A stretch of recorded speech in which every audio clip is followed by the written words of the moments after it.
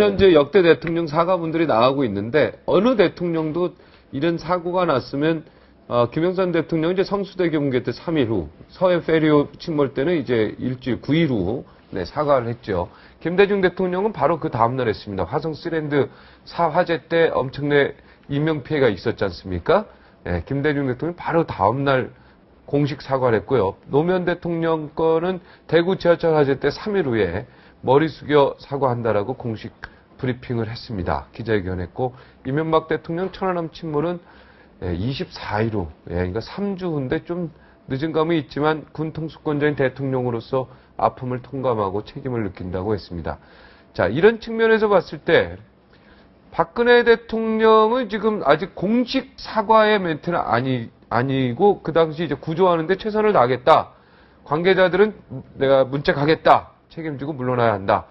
네, 이렇게 이야기를 했는데 대통령께서도 박근혜 대통령도 빨리 사과하는 게 저건 정말 잘못된 멘트죠. 왜냐하면 누구를 문책하는 위치에 있다면 책임도 동시에 느껴야 되는데 왜 탓만하는 역할이란 말이에요. 그러니까 내가 정말 가슴이 아프고 정말 국민들께 죄송하다가 우선 하는데 책임자 문책은 아직 한참 걸리는 일이고 뭐 외신에서는 왜 선장을 살인자라고 했느냐 여기에 대한 그네들의 가치관으로 비판까지 있지 않습니까? 그러니까 우리가 원하는 건 가슴 아파하는 대통령인데 이런 때 지혜로운 결단과 사고수습대책본부에 힘을 실어줘서 어떠한 인적 물적 자원이라도 아끼지 않는 모습을 보였으면 국민들이 한마음이 되고 특히 피해 유가족들이 정부를 원망하는 일은 덜 했을 거란 말이에요. 예, 김갑수 선생님 말씀이 맞는데요. 저도 그 시각에는 동감하는데 근데 대통령의 저 지난 발언에는 약간 오해의 소지가 있습니다. 왜냐하면은 시랜드라든가 김영삼 정부 때 일어났던 여러 가지 사건들이 있는데 그것은 단발성 사건이었어요. 한 번 무너져 결과가 며칠 만에 다 나왔습니다. 근데 지금은 보름이 다 돼가는데도 계속 실종자가 100명이 넘고 있는 상황이 진행 중이라는 거죠. 저는 대통령이 분명히 사과를 한다고 보는데 왜 빨리 사과를 안 하냐고 국가원수에 이런 압박을 한 분위기는 좋지 않다는 거죠. 왜 그랬냐면 잠깐만 한마디만 할게요. 일리가 있는 이야기죠. 관계자 문책만 얘기했기 때문에 화들이 난 거예요. 국민들이. 제가 좀 이렇게 오해의 소지가 있다는 거예요. 정 교수님 말씀이 일리가 있어요. 제가 좀 지금 진행 중이라서 말씀드리고 싶은 게 언제부턴가 우리나라 정치의 한 중요한 화두가 된 게 대통령의 사과입니다.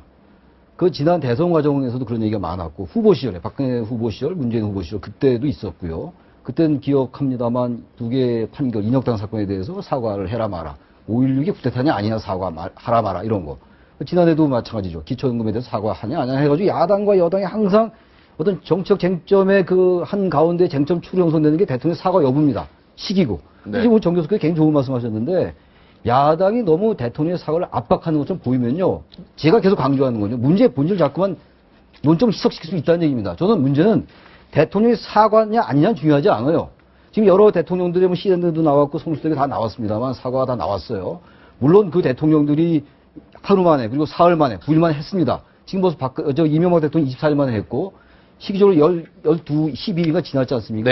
시기가 좀 늦을 수 있겠죠. 중요한 건 이겁니다. 지금 사건이 진행 중인데 아직은 사태 추이를 본 다음에 한다. 일리 있는 말씀이에요. 논리적 일리가 있는 말씀인데 그런 논리적인 측면을 떠나서 국민들이 워낙 지금 아파하고 분노와 충격이 이런 적이 없었잖아요. 대형 참사가 났을 때도. 1993년도에 서해 페리오도 292명이 사망했어요.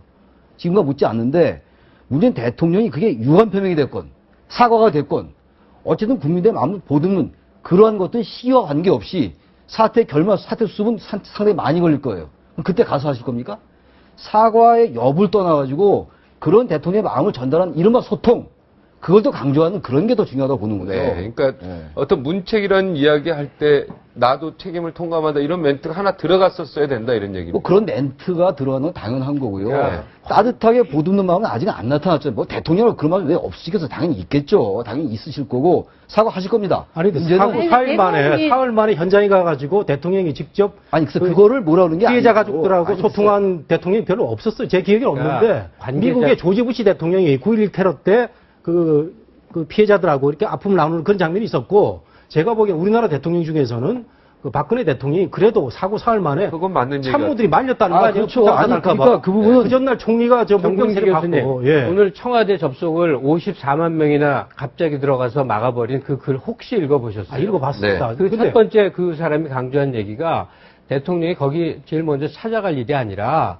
어떻게 하면 사고를 조기에 수습할 수 있는지 대책본부 그 구성에 노력하는 지도자의 능력을 먼저 보고 싶었다는 거예요. 그렇다고 해가지고 선우가 더 중요한 거 아니에요. 그런데 지금 우리가 그 현장에서 유족들이 죄송합니다. 유족이라기보다는 피해 가족들이 거의 피를 토하듯이 하는 동영상이 계속 유튜브에 떠올라오고 있어요. 그거 보세요. 사상 최대 구출 작전이라고 그랬는데 밤새 지켜봐야 잠수사 몇 분 들어가더라.